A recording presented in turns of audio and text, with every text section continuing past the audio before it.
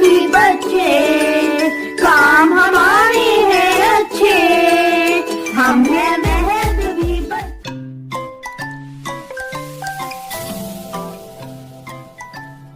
مہدی، وہ دیکھو، اصول دین کا درخت۔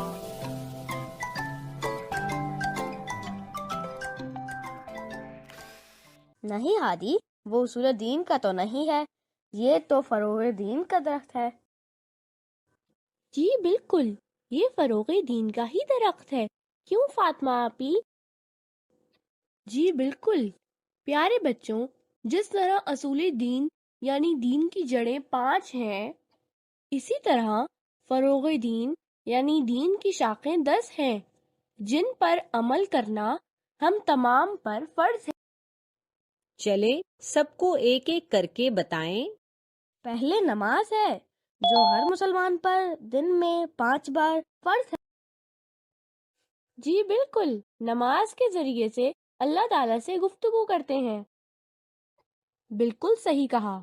چلیں دوسری شاخ یعنی روزہ ہے، مسلمان ماہ رمضان میں روزہ رکھتے ہیں۔ جی مجھے بھی معلوم ہے، سارا دن کچھ نہیں کھانا ہوتا۔ جی کچھ کھانا پینا بھی نہیں، اور خود کو برے کاموں سے بچانا بھی ہوتا ہے۔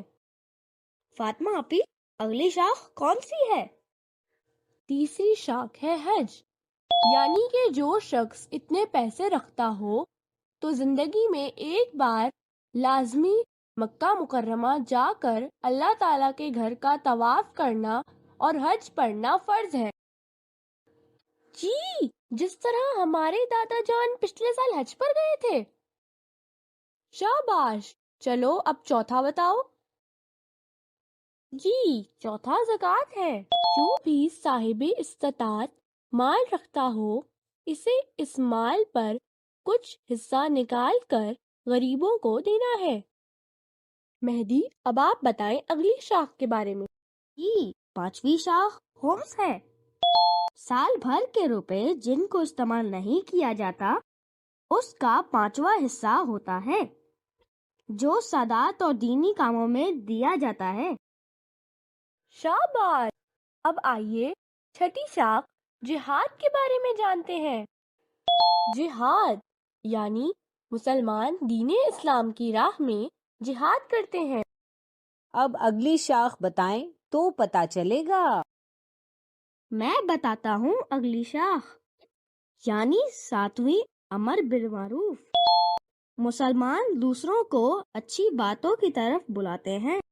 جی بالکل اسی طرح 8ویں شاخ نہیں عن المنکر ہے، یعنی کہ مسلمان دوسروں کو بری باتوں سے روکتے ہیں۔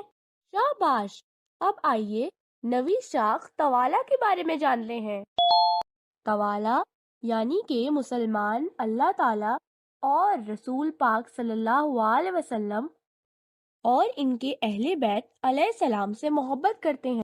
جی جس طرح توالا یعنی محبت کرنا ہے، اسی طرح اس کے مخالف تبارا یعنی کہ اللہ تعالیٰ اور رسول پاک صلی اللہ علیہ وسلم اور ان کے اہل بیت کے دشمنوں سے نفرت کرنا ہے۔